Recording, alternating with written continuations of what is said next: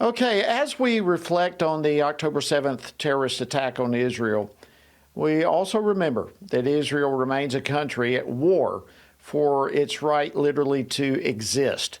And last week, as you well know, Iran launched nearly 200 ballistic missiles at Israel. It's the regime's second direct attack on Israel this year. Well, how should Israel respond to all of this? Joining me now to discuss this is best-selling author and geopolitical expert Joel Rosenberg. He's the founder and editor-in-chief of both All Israel and All Arab News. He's the host of the Rosenberg Report on TBN. As you well know, he's the author of many books, including The Libyan Diversion and Enemies and Allies. Joel, welcome to Washington Watch. It's an honor to have you. Congressman, great to be with you. Thank you for having me on, especially such an important, although somber day as this.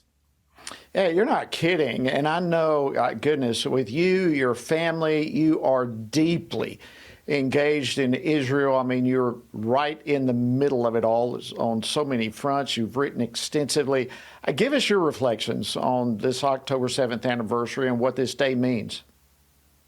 Well, one thing is, Congressman, it's a little strange for me to be outside of Israel right now. My wife and I are on a 1-month speaking tour, helping evangelical leaders and lay people better understand, what's happening, why it matters, how to pray, how can Christians stand with Israel, but also have sympathy, compassion, and love for Palestinians, for Lebanese, for the Iranians, everybody engaged in this horrific war.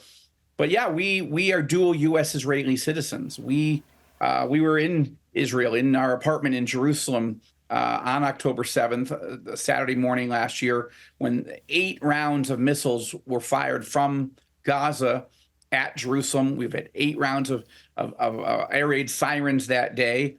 Interestingly enough, our oldest son and his wife and her twin brother had been visiting us for about 10 days or so. We'd taken them to Egypt to climb inside, the pyramids and go on a dinner cruise on the Nile and see King Tut's treasures. And then we'd taken them all over Israel.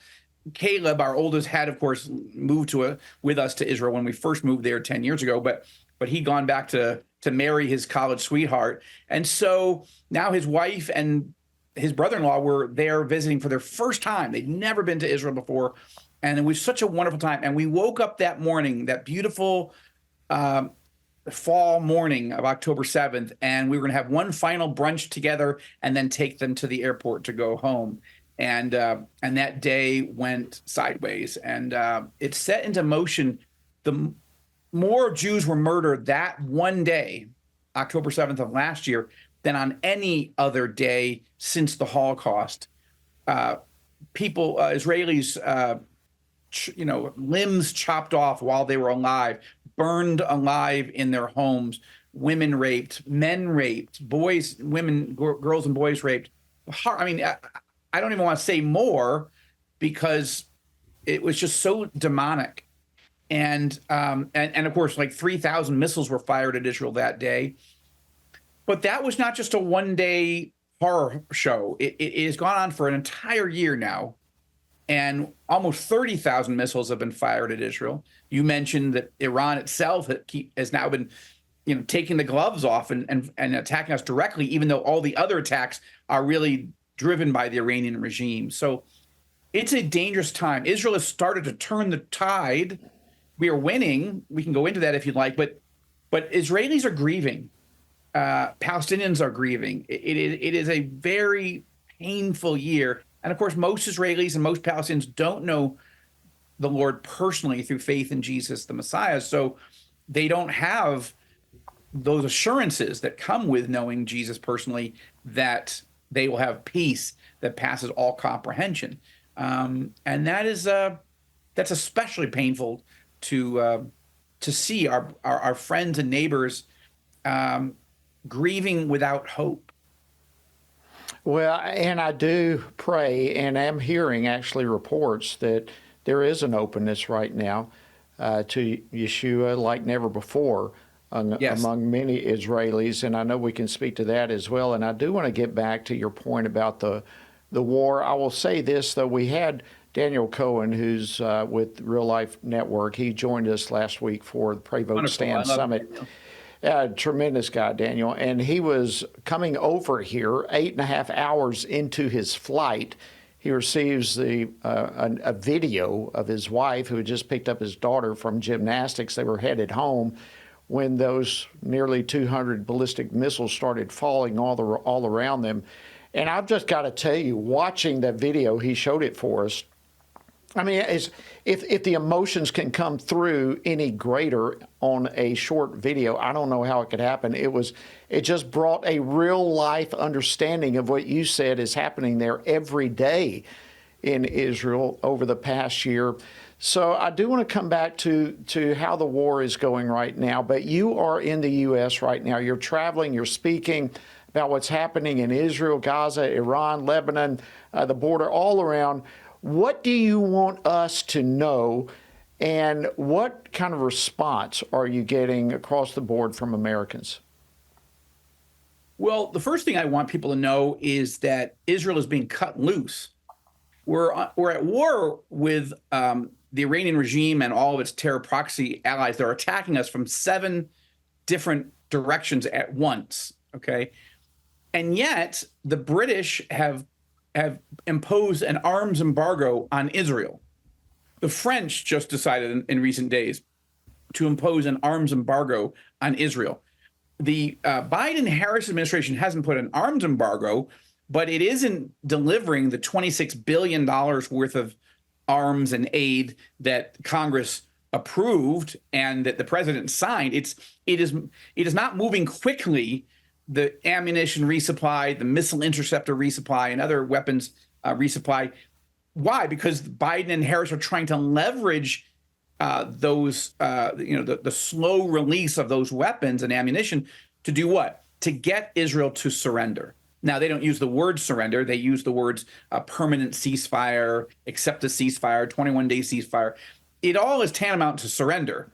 And Netanyahu, Prime Minister Netanyahu, has a lot of critics and a lot of supporters. But the bottom line is he has decided to not listen anymore. I mean, he's listening, but he's not agreeing with either President Biden or Vice President Harris. And so, for example, just a week and a half ago, Biden and Harris were demanding a 21-day ceasefire in Lebanon, except that in their statement, they didn't even use the word Hezbollah. So whom were we supposed to be ceasing fire with, right? If you're not even going to call out the enemy who started this war and it continues to attack us, that's a problem.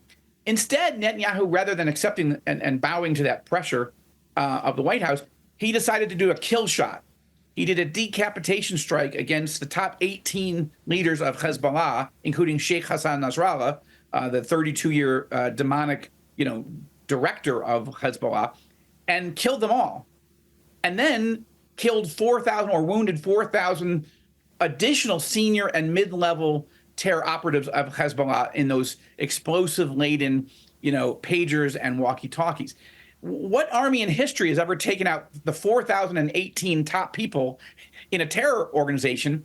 What's more, Israel has hit the Hezbollah infrastructure so hard in Lebanon that now U.S. as well as Israeli intelligence assessments indicate that Israel has destroyed 50% of Hezbollah's missile arsenal. Now, they had 150,000 missiles, so there's still 75,000 missiles pointed at us, 200 of which were fired today at Israel while Israelis were mourning and marking this terrible day.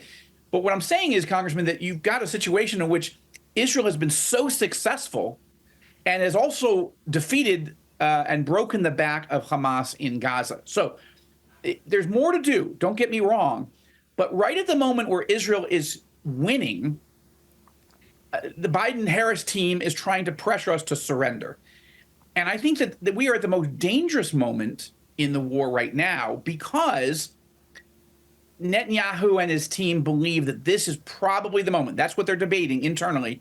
Is this the moment to go for a decapitation strike to take out the Iranian terror leadership, as well as neutralize and destroy Iran's nuclear weapons facilities and probably destroy the oil refinery capacities of Iran. Why? Because that's where the money comes from that fuels and funds the Iranian nuclear weapons program, and also funds the regime and all this terrorism. So Biden and Harris are putting tremendous pressure. Bibi, don't do it.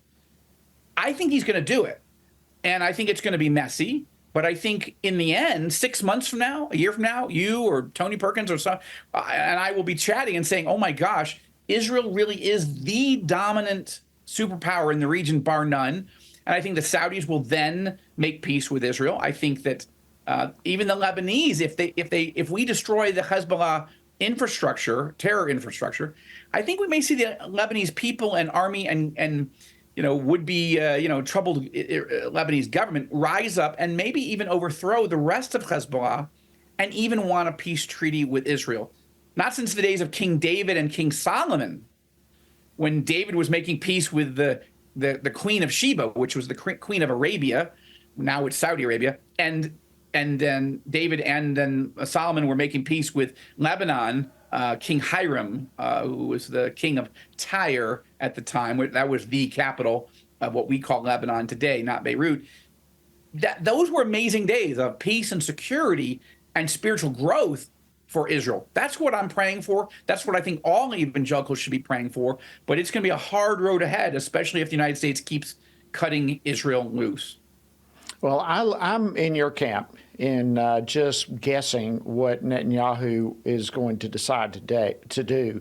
I agree with that. Part of the problem on this side that most Americans do not understand, and frankly, it sounds perhaps reasonable to many, is when our administration talks about peace from the perspective of a two-state solution, which you and I both know there's no way to have peace with that kind of solution. Explain, if you can quickly, why that really is not an option.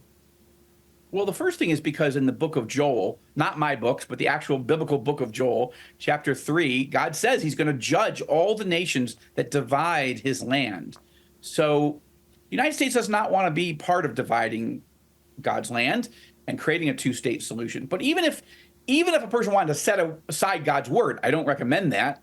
But just practically speaking, Gaza's controlled by a genocidal, demonically driven terror organization. We're not going to make a two-state solution with Hamas.